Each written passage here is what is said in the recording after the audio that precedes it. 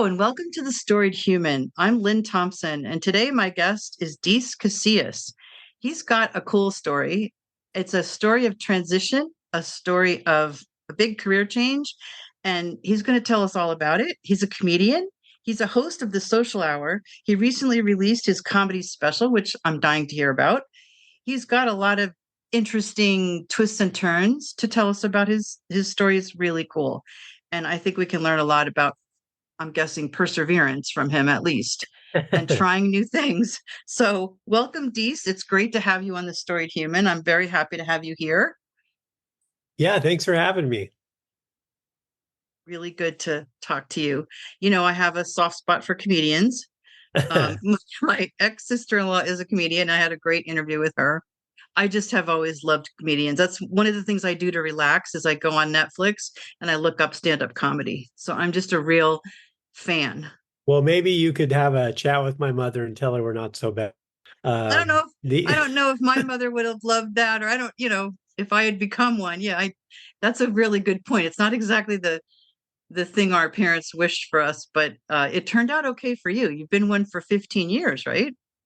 yes, it did turn out okay for me. And it's, there's a bigger contrast because my older brother is a fundamental Baptist minister.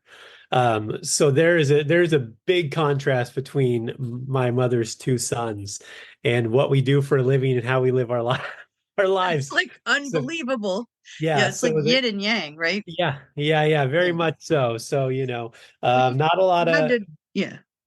Christmas cards traded, but Aw, you had to balance each other out, right?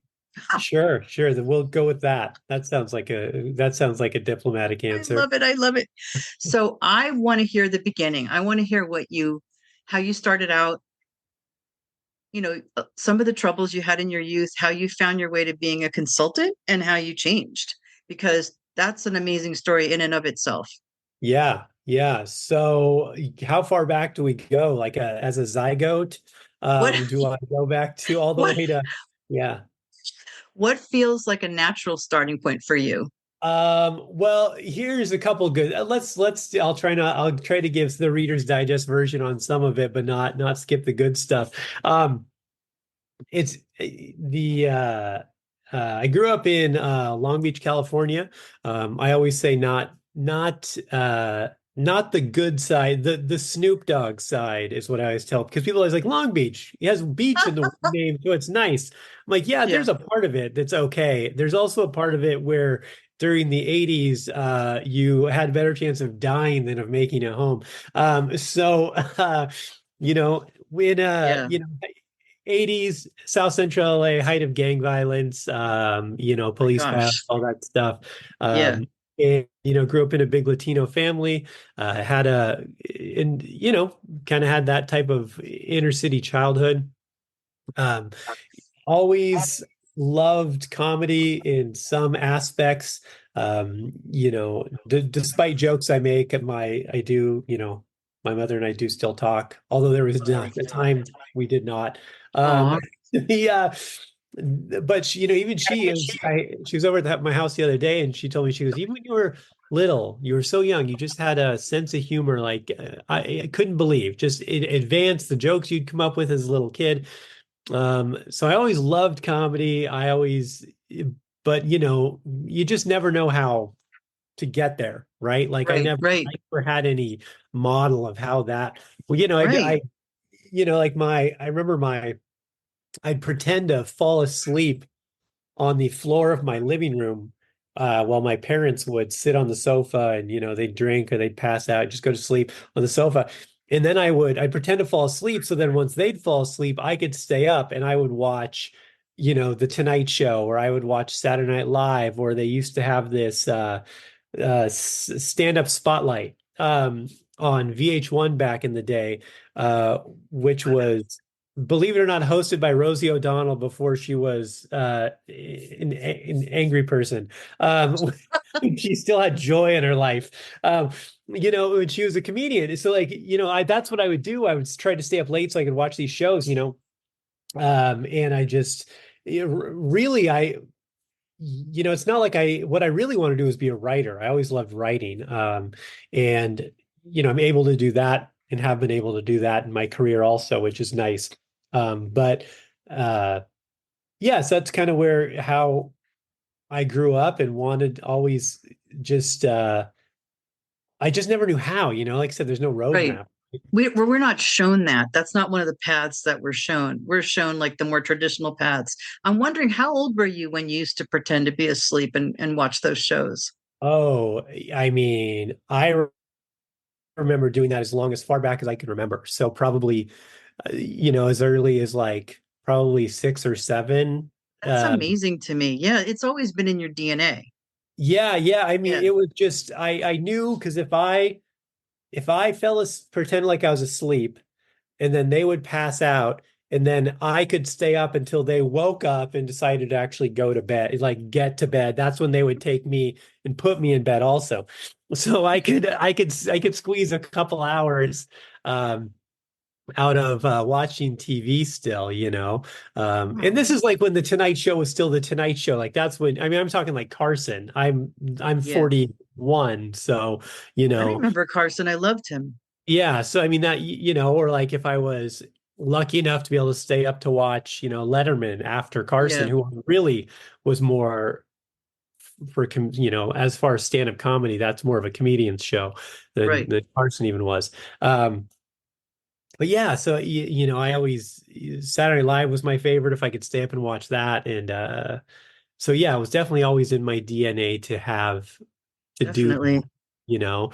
My teachers always said that I I marched to the beat of my own drummer is what the diplomatic way my teachers would say I was an asshole and non-compliant.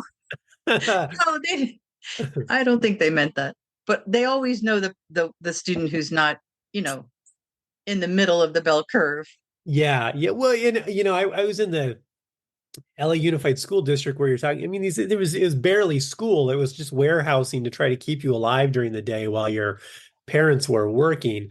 So that, the education system was pretty terrible. And again, I knew what I wanted to do. I wanted to write in some form or fashion. So when it would come to like math and stuff like that, I'm like, I'm not interested. I'm like, I have zero interest in that. Uh I'm like, I got a calculator. Let me write some more. Let me create some more. Um, I don't need that. Not everybody does. Yeah, yeah, I mean, you need it to a point, but it's like Yeah, I'll get the fundamentals down, and then beyond that, I'm like, I'm good. yeah. So Hopefully they're not teaching it in exactly the same way as they taught it because it was a little much. Yeah. I don't know. I keep hearing about this Common Core math and all these new ways they're doing These it. Of course, crazy ways. Yeah. I don't They know. also they just lower all the standards to push people through though, so they're not, I don't know Yeah, what they're teaching them I anymore. know. And your situation highlights the fact that it's not equal education for all because it really does depend on how much money your district has, the neighborhood you live in. It really does alter the education that we get. Yeah. Yeah, yeah. And well, it's one of those things that as a kid, you only know what you know. Right. So there wasn't like a contrast. There wasn't an option where I felt like I wasn't getting something because I didn't know what the other How option would you? Right. This is was. school. Right. Yeah. School sucks Um, for a lot of kids. It's like, this is and yeah, school. the Hmm. but I mean, looking back, it's like I wouldn't change it. I feel like it all made me more resilient, self-resilient, and got me motivated to uh in the long run, I certainly had some bumps along the way that Yeah. probably could have been avoided if I lived in a different area or went to a different school, but You made it work for you. yeah, yeah, yeah. So tell me how you became a consultant because that doesn't sound like where you were headed. Yeah, yeah. Well, I certainly, like I said, bumps in the road. I mean, if to be perfectly candid, I mean, I was involved with gangs, and I was a felon at 13. Oh my God. So in like, it just kind of. and when you live in an area like that, it's almost I always hate to say I don't like the phrase you don't have a choice because you have a choice. You always have a choice. But it's sometimes it's a very, very difficult choice and hard to avoid those things. So, Yeah, you're uh, surrounded but by it. It's what everyone's doing. I mean, I can imagine it's really, especially at a young age, really hard to resist those forces all around you. well, yeah, and it's especially when you don't have a lot of home life and you're Yeah. kind of a free range kid. You can kind of there's no one there. It's your only support system at times. So, Yeah, you the know, influence on you is strong, right? And we just don't have perspective when we're 13. We don't. We yeah, can't no, measure something or judge something. yeah, so then in my mid-teens, my whole family, we actually moved to Western Montana. Wow, And that's a big change. it was a very big change. And it was a change I did not want. Oh, Um, oh my and God.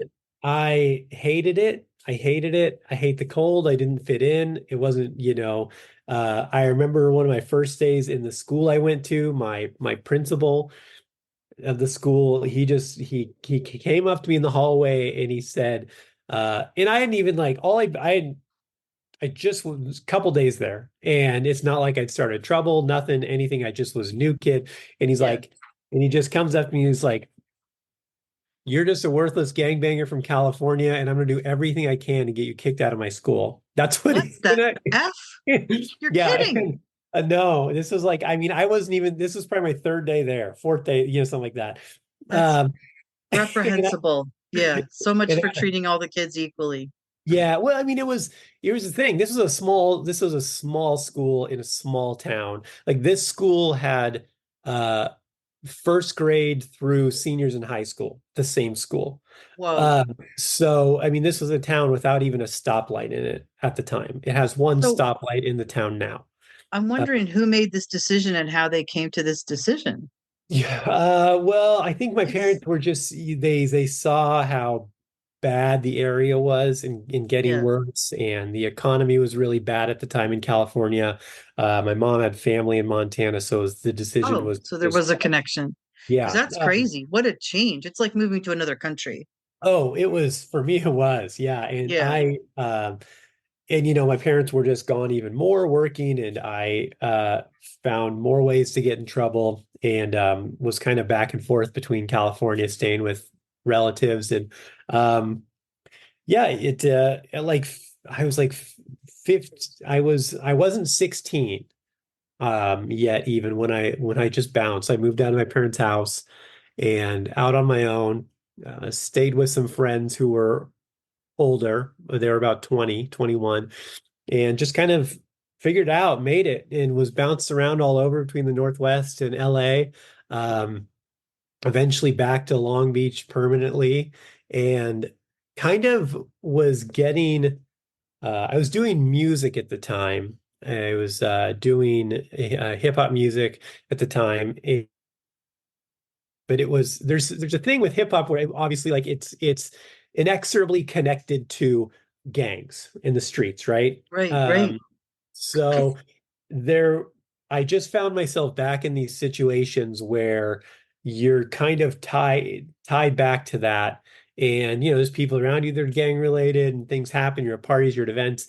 And then a buddy of mine got shot and killed an event Oh, we were doing. And I was not the first time a friend of mine got shot and killed, but it was I just remember thinking, I'm like, I have a couple options here. If I keep going down this road, I'm like, I'm just going to go back into what I was doing before. And I don't want to do that.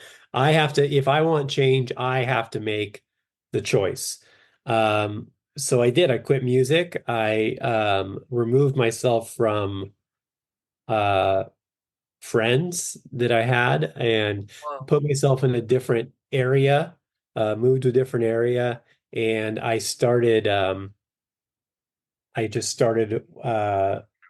I just started working, and I found the a friend of mine, their sister had a clothing company that they wanted. a sales rep for. So I started doing that for them. They did screen printing and embroidery, right? So Hmm. I started doing that for work. And then they gave me an office in their office building downtown Long Beach. But this office building also had very high end, a lot of lawyers, doctors, high end clients in this. And I started meeting these people, and they're like, "Hey, can you do this for me? Can you?" And they started approaching me with different things they wanted. In a lot of I've been in sales before, so I'd done some sales. So I started doing like sales training and then I started doing marketing for people and then consulting and it got to the point where I had my own company. Um, That's so cool. and it just kind of happened. They just Yeah. kept in. I was working with very high-end clients. I was making, six figures a year. Um, and it was great. I had a place in Mexico. I had a place in California. I was back and forth. Wow. I'd go to Mexico. I'd stay there, work from there. It was great. And then I just realized one day that um, I didn't like it. Yeah. I didn't care about it. It wasn't even the money wasn't enough for me to be like I just realized I was wasting time and selling my soul, and it wasn't fulfilling. Yeah. I wanted to write. I wanted to do comedy. A couple things happened. One thing I started writing a book that I had this idea for. And then also I started doing this open mic in Long Beach. This I used to go to watch because I just wanted to watch comedy. So, and the guy who ran it, I'd hang out afterwards and drink and talk to him. And he's like, "Hey, we'd bullshit." And he's like, "You're funny." He goes, "Well, you should try this." And, Aw. and I'm like, "Well, I've always thought about it." He goes, "Yeah, come next week." He goes, "You're going to do a spot." I'm like, "Okay." So I came back and I did it and I kept doing it. And then I was doing that for a while. I was writing my book. And then I just like, you know what? I got a job writing comedy for a website, comedy articles. I Ooh. submitted, I got a job doing that. And I'm like, and then as soon as I was making any money, like getting gigs doing comedy and finished my book, I quit my job and I just went just like I'm just going to do creative and I just dove in. Um, and yeah, 15 years later, I've toured and crossed 5 countries and released 2 albums, one special. Have a production company working with over 40 venues in 20 states. I've doing comedy. Uh, 2 years ago, I did 189 dates in one year. That was my Whoa. That's a lot. busiest year. I've scaled it back because yeah, I need some time off, I decided, but So I think I'm just struck with how you decided you were going to get out of the gang life and then you decided you're going to get out of the consulting life.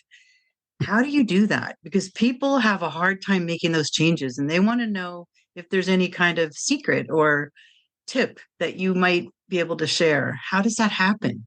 well, here's what people hate to hear this. Um, because it's like a cliche saying that has gone around and has some stigma attached to a certain political party, which I don't identify with. Um, I'll only vote libertarian for everyone out there, just so you know. Um, but the uh, um, the term "pull yourself up by your bootstraps" can do a lot for you. There's more to it than that. It's not that I hear simple. you. No, I do hear you. You have to take responsibility for your Yeah, actions and your life. yeah. You have to take control, and you have to understand that it's probably gonna be really hard for an unknown amount of time.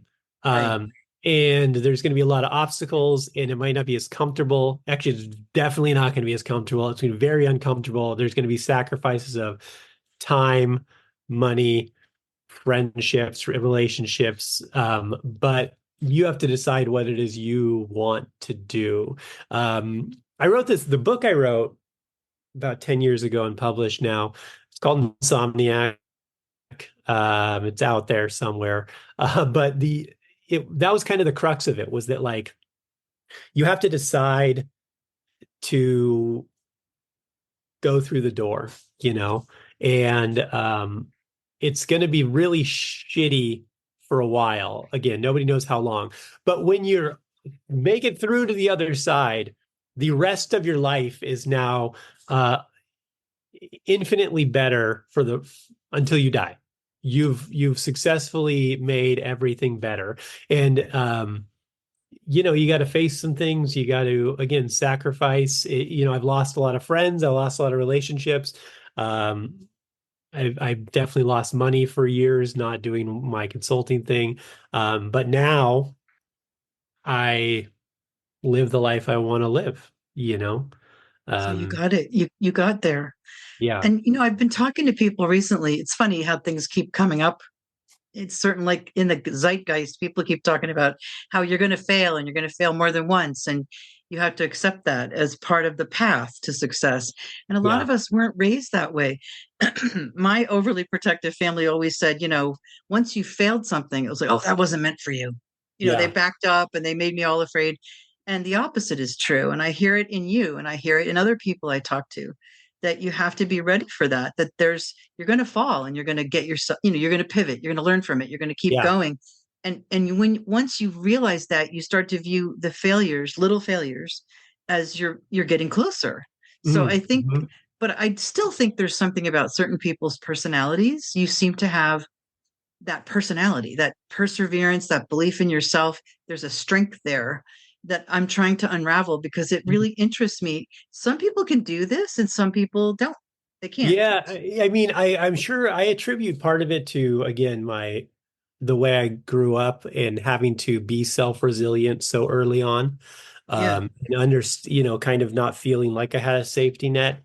And also like things don't scare me, Yeah. because like things that you would traditionally be viewed as scary Yeah. happened to me a lot at a very early age. You know, Well, you're like tough. you Yeah. know, like You're a I've little tougher than your average person.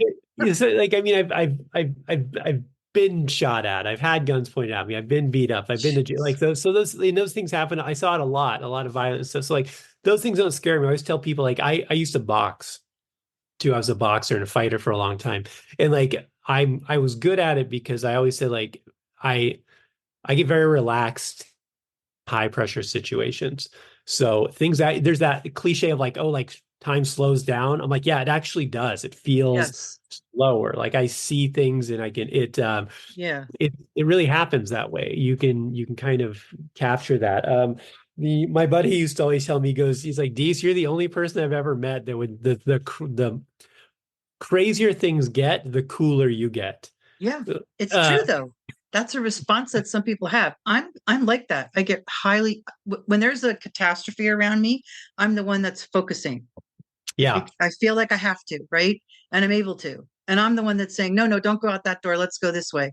But not everybody's like that. My dad was like that. He was a pilot and yeah, he could just stay so calm. I think that it's just a reaction. It's like I've seen it on tests where they ask like, do you get more upset or, do you get calmer? And it's yeah. it's a little bizarre, but some of us are made that way. Yeah, So I mean, all I these things literally, helped you. Yeah.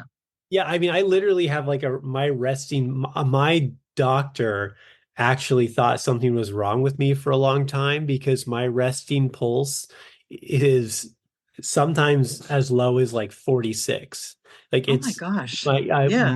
my pulse is very low. And for the longest time, he's like, I think something's wrong with you. I'm like, I just don't get excited. You know, I mean, I do, but not in that manner. But I mean, it's not just, I don't think it's just the way I grew up. It also is like I made a conscious decision to Right. a good buddy of mine, he says I'm stubborn as part of it, which I don't think he's wrong. But like I I smoked cigarettes for 10 years, you know, pack a day. And then literally one day I was in the middle of a cigarette and had a pack of cigarettes in my pocket. And I was like, I don't want to do this anymore. I threw away a cigarette, crumpled up the pack of cigarettes, threw them away, and I've never smoked again. And that was almost 20 years ago. You know, I That's not quit. the usual way that people quit. Yes. Yeah, and like I drank every day almost from the time I was like, I don't know, probably 13, 14 until 5 years ago. And one day I said, I'm going to quit. And I quit. And I haven't touched it since. Yeah. And it just, you, and it's not a special thing, I don't think. I think it's just, here's what I always say. Okay.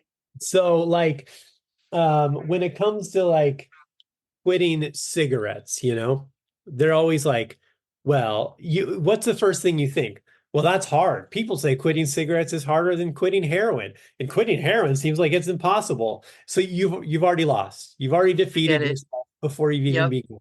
Um, so why, you have it's like, no, it's not that hard. You have to choose and you have to stick to it. You have to make some lifestyle changes. Like when I changed my entire life, I changed everything. I'd wake up and I would run 5 miles a day.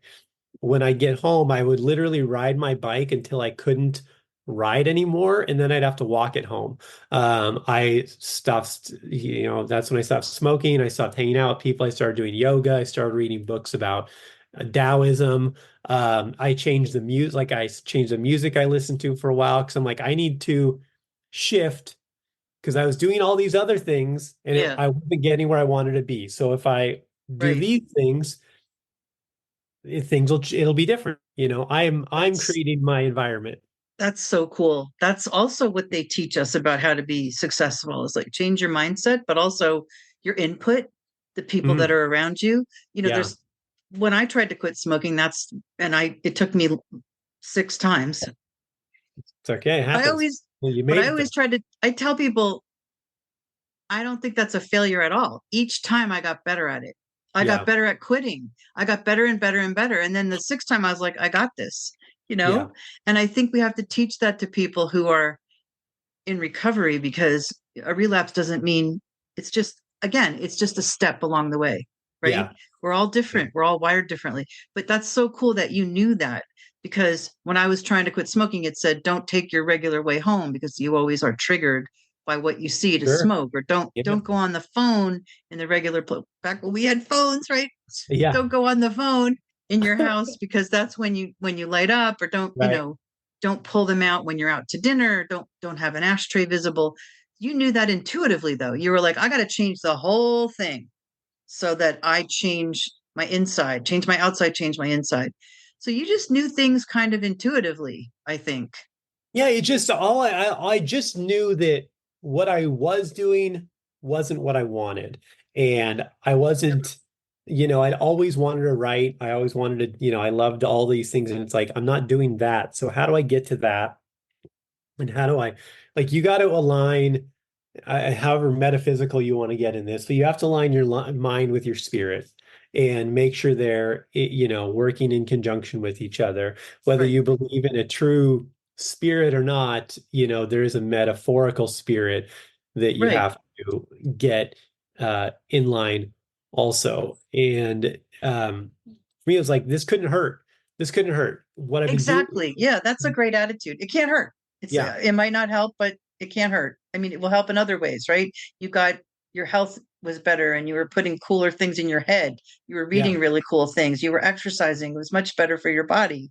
And so, I don't know, I think you just send a message to your unconscious like we're changing this up, Yeah. you know? Well, and it's one of the, it's why people are afraid of change. And it's hard. And well, it's not that hard, but people perceive it as hard. And the second year, they defeat themselves again before they even get started. Whereas, like, if you just start going down, it's like I have friends who, in the last couple of years, like good friend of mine a couple of years ago, she's like, I was thinking about going back to college, finishing, but it's going to be 3 years and this and that and blah blah blah.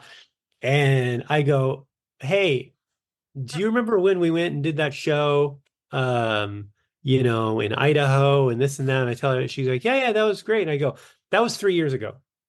I'm like, I go, I go, in 3 years we'll go by like that, and then you'll have the rest of your life where you finish college and get a better job and do all these things you want to do, or you can just meander through this unhappiness you're in right now. But Yeah. I think it's just easier for people to externalize and not internalize and say, because even when I was a kid and even when I was doing dumb shit and I was getting arrested or I was getting caught for I never uh blamed anyone. I always was completely culpable for everything. It's part of why I had a lot of, and I'm for anyone currently in recovery or trying to quit alcohol, this isn't me saying don't go to AA, but it's part of why I personally didn't like going to AA because Not everybody does. Yeah, I've heard when this.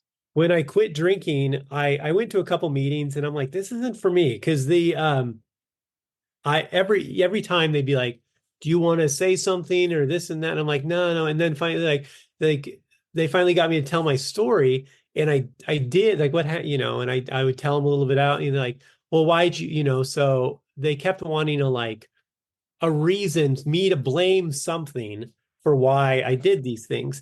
And I'm like, no, I'm not. I go, I just chose bad. I Yeah. chose poorly. And, Yes. it's at the end of the day, I chose. And I can choose not to. Well, that's And powerful. Yeah. yeah, it seemed like they're always looking for you to blame something else. I'm like, no, no, that I don't want to pass the buck. I want to uh, internalize, figure out why, and change those patterns instead of just being like, it's always floating above me and it could ruin me at any second. Like, no, no, Yes. I can overcome it and move forward. Yes. I So, hear that. So that's a lot of changes. So tell me about what's coming up because it sounds pretty exciting. Tell me uh, first, I want to know about the show, sure. Social Hour. The social hour. Yeah. So that's a podcast I've been doing for actually coming up on 10 years now. No Uh, way. Did they yeah. have podcasting back then? Yeah, I know. It was June of 2014. I did my first episode. The show's evolved over the years, but I was in the last year or so, it was weekly for forever. The last year or so, I kind of got off that schedule because of traveling and moving, but I've been able to get back onto my weekly schedule, which is nice. I just love talking to people. Again, the show's evolved a lot over the years. I used to have like a studio, a producer, a news anchor, and it was more like we'd have segments and games, and it was kind of more like a radio talk show, morning show type Yeah. thing, format. Now it's more one-on-one just because of where I live and how things are. But I'd like to get back to the old format at some point. But it's the social hour, new episodes every Wednesday at deececomedy.com, Spotify, or wherever you find your podcasts.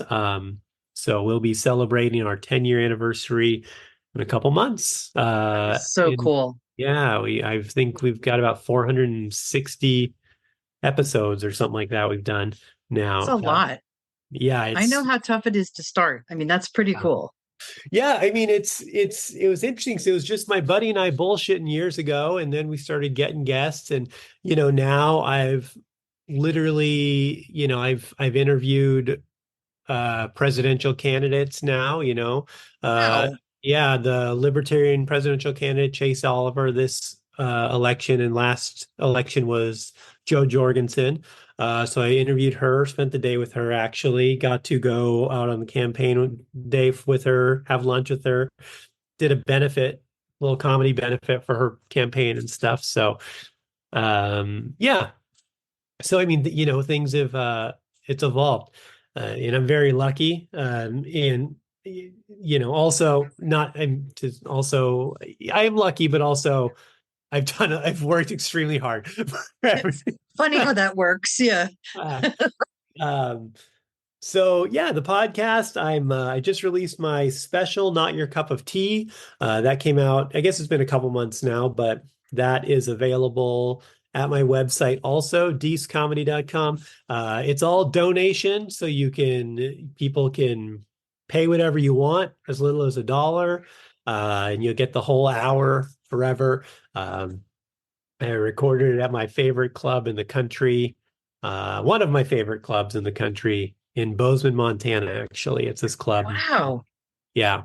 There's a great comedy club in Bozeman, Montana called Last Best Comedy.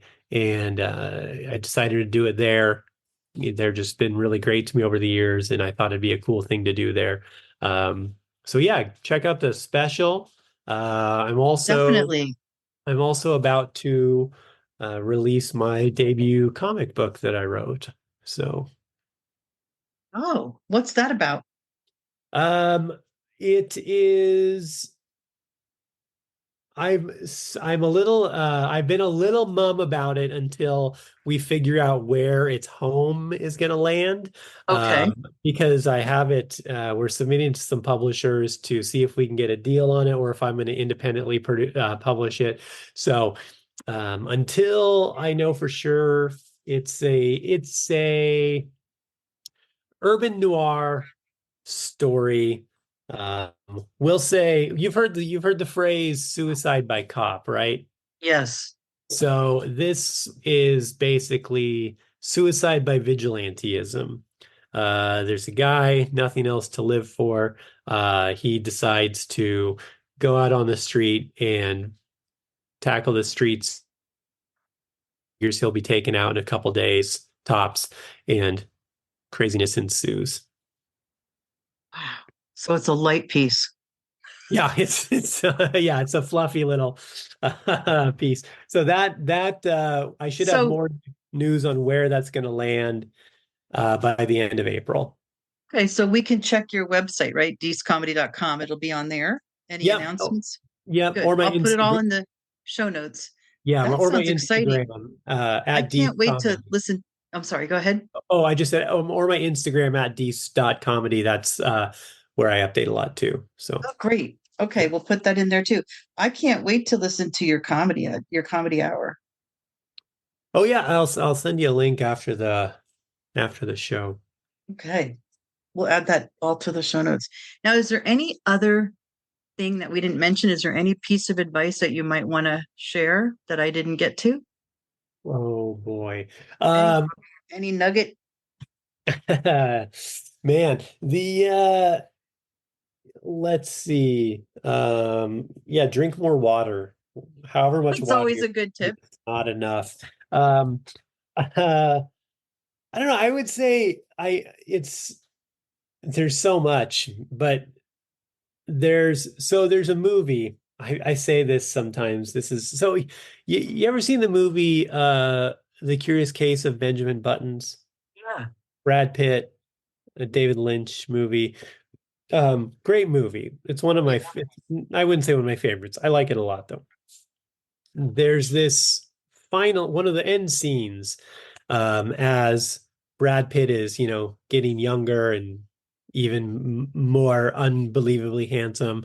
Um, and the girl is getting older. So, they separate, right? And he's living his life. And there's this montage of him, he's on a motorcycle in Tibet, or he's scuba diving in, Alaska, or he's fucking taking a space shuttle to Mars, or whatever the hell he's doing. Um, and there's this monologue that he says over this montage where he's like, just remember this, like, it's never too late. You can always pivot. There's always opportunity for change and to do something new. And I'm paraphrasing, and sorry, Brad. I know you're a big fan and listening, I'm sure. But the, and I always, that like idea stuck with me, like, you can change, you can be 60 or 40. I mean, like literally, I've done comedy for the last 15 years and I have a successful comedy career and I have a production company of comedy happening everywhere. And I could just keep doing that, and I will, but also I've always wanted to write comic books. I love comic books. So I've been wanting to my whole life. So this last year, I'm like, we're going to do it. And I just started, fully scripted this 12 issue series and got an artist and a colorist and a letter, and we're its first issue's almost done. And like we're just gonna do it. The and I mean, just I always tell people like bet on yourself. If you bet Yeah. on yourself, you're gonna bet on yourself and put yourself in a corner. Bet on yourself, put yourself in a situation where you have to succeed, and I guarantee you you'll succeed way more often than you realize because people are resilient and we find a way to overcome. And if Yeah. you're in a position where you have no, it's part of why like when I quit my job and started doing comedy, I'm like, well, I guess I got to find gigs to pay my bills now. And I did, you know. So, It just happened yeah, because you had to. find a way. I love that you said it's never too late because it people say that, but they don't really mean it. They get like stuck in their life and they get afraid and it really isn't. It's never too late. I went to a poetry reading, an open mic poetry reading a couple weeks ago at a local art museum. I used to write poetry. I always wrote it my whole life, but I used to Yeah. write it a lot and I won an award in college. So I Oh, really, wow. I'm a poet who doesn't write much or read much in public, but anyway, and I'm a tech writer full time. That's how I make my money. I Yeah. saw this ad for this poetry open mic. And I'm like, you know what? I've been writing again. I have a couple poems. I shared them with a select bunch of friends. They loved them. It was real. They really loved them. I'm going to go read. It didn't make any sense. Like I should have been terrified, right? But it just felt like the right thing to do. So I went and I did it. And it was such a fun night. And the weirdest part was that everyone seemed to have similar imagery in their poetry. It's almost like we got Mm, together like in a dream and said, yeah. let's all meet here because we could really appreciate each other's poems. I was kind of freaked out. Like when that kind of thing happens, it's a little freaky. But Yeah. my real point is that I met this wonderful woman that night. She read her poems, and it turns out she recently published a book of poems. And we ended up having dinner with my friend and my husband. We loved her. She was so interesting. She lives right in our town. I never would have Oh, known her yeah. if I hadn't gone to this poetry reading. She's 81 years old. I would have never guessed it. She's Yeah. vibrant. She's a fiber artist. She's having a showing in April. Unbelievable. Shows up at the poetry reading, reads her poem, like has a book that she just published. And it just sort of lit my brain up. Yeah. I mean, You it's can be that person. You don't have to be the person who doubts themselves and stays home too much and watches TV, whatever people do. You yeah. don't have to have that life. You can have this other life. She's just very fulfilled and she's really interesting and she has a lot to say. Yeah. I mean, this is a hard thing for people to swallow. But like if you don't have the life that you wish you had, it's probably your fault. Like you and not to say like, hey, if you just wished you were a millionaire, you can make it happen. No, but you can also make your life happier, make your life better. You can, and again, it may take time and it may not be comfortable at first. Yep. But you're probably making choices and doing things that are keeping you in that rut, in that I was in that just rut, you know. I was thinking that as you're talking, it's the choices you're making. Those and it doesn't have to be huge changes at first. No, Because no. there's a great book, a self-help book called Atomic Habits. And Mhm. this guy studied, I guess he's a psychologist. He studied how we change our habits. And you just make tiny tweaks. It's really that you just make tiny tweaks and you make another tiny tweak. And then before you know it, you've changed a big thing. Right. You've changed these little things. It's almost like you're turning the dials, you're setting the dials a little differently. What I don't know if Tony Robbins was the originator of this kind of idea, but I heard him say it, and again, I don't know if it's an original from him, but he's like, if you have two boats in the ocean, two ships in the ocean that are sailing parallel to each other, right? And one of them just changes their uh direction 1 degrees off, you know they at first it still looks like they're going the same direction, but Right. over time they're going to be in wildly different destinations. Yeah. Oh, I So love that. Yeah, That's visual. Yeah, I love that. You know what you just reminded me of too is I remember hearing how a missile finds its how it how it keeps on its path. hmm It Taxpayer money. unfortunately, yes, but when the missile's going towards its target, it keeps on the path by noticing when it goes off the path. So Hmm. it goes off the path, detects that it went off, and recorrects. And to Interesting. me, I mean, I hate missiles, but I love that analogy of, Sure. if you've got that end in sight, you really do have your goal in sight and you're dedicated to getting there. You're going to catch when you're not going there. You're going to Yeah. catch when you're a little off and you can pivot, you can reconfigure your direction. Yeah. Um, so there's a consistency there. There's a dedication there. And so if you can't find that, it's hard to get where you want to be. And I loved Yeah. what you said before. I always say, like, how's that working for you? When somebody says that, I've been doing this, but I don't want to do this. It's just basically like, well, art is what you're doing getting you where you want to go. Yeah. Then you got Yeah. to change it if it's not. Well, yeah, and I mean, it's like you got the sacrifice thing and like the just willing to open up doors and do things like so. Like, here's an example. So a couple years, this was 2 years ago now. I when I was starting to ruminate about really feeling the bite about doing this comic book, um, I was on tour and I was going to be in LA for this weekend doing shows. And it happened to be the same weekend as the LA Comic Con. Um, well, there's a guy, his name is Fabian Nicienza. He's actually, I don't know, are you familiar with the comic book character Deadpool? Oh, yes, I am. So Believe it or not. Yeah. this is the writer who co-created Deadpool. Um, so him and I are kind of friends, and he's like, "Hey, my brother owns a small press comic book company, and he is looking for volunteers to work at the LA Comic Con, like just help him work his booth during the day." And I'm like, he's like, "You'll get a free pass to the convention." And I'm like, "Hey, I'm going to be in LA." I'm like, "I don't have anything till 8 o'clock at night. I got nothing to do all day. I like comic books. I'm gonna go to this convention and like I'll help like I'm like, yeah, I'll volunteer. So I worked this convention and didn't really talk to his brother much. His name's Mario. But then afterwards, like a week later, Mario called me out of nowhere and he's like, "Hey," he goes, "I just wanted to say thanks for helping. I didn't get to talk to you much." But like he goes, "So you do comedy?" And I go, "Yeah, yeah." He goes, "Have you ever thought about" he goes, "You write all your own material?" And I go, "Yeah, yeah." He goes, "Have you ever thought about writing anything else, like a comic book or anything?"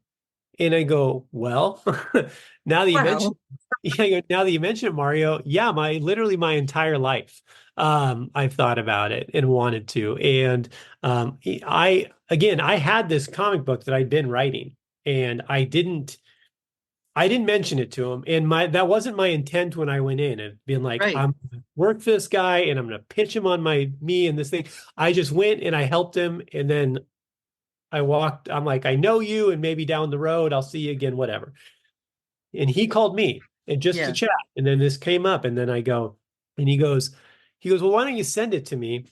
He goes, "You send me your script." He goes, "I'll take a look at it and I'll give you some feedback," because he's an editor and writer, and I'm like, "That'd be great. That's awesome." And I sent it to him. And then he emailed me back about a week later. He goes, "Hey, I'm going to send this to the publisher at my company. I want him to take a look at it too." And I go, "Okay, great." Then a couple weeks later, I get an email. He goes, "Hey, we want to hop on a call with you. Uh, we love this. We want to do this book."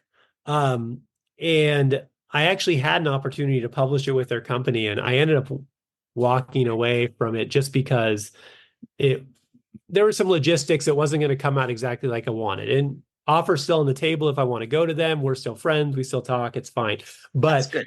Yeah. I just was just like, maybe the timing isn't right, and I'm moving, and it just didn't work out the way we wanted to. And I'm like, let's pump the brakes, and now I'm moving forward with it independently. But it really was like a catalyst moment, and it really pushed me to keep moving towards this project. Yeah. And who knows if and maybe that's all it was, but it just took me being like, yeah, I'll volunteer for this guy. I didn't Yeah. push it, I didn't talk about it, but again, the kind of your magnetic field around you, what you're putting out, it does pull things in, and you start, however, I totally get it. But yeah, going to the poetry reading, it was sort of, I needed to surround myself with, I'd forgotten how much I liked those kind of people. right, I love creative people, and I hadn't been in a creative circle in a while, and I just wanted to be there with them. yeah, But I know that I'll go to the next one, in spring, and I'll know some people there. And it's funny because my husband said, "Oh, I just really like these people."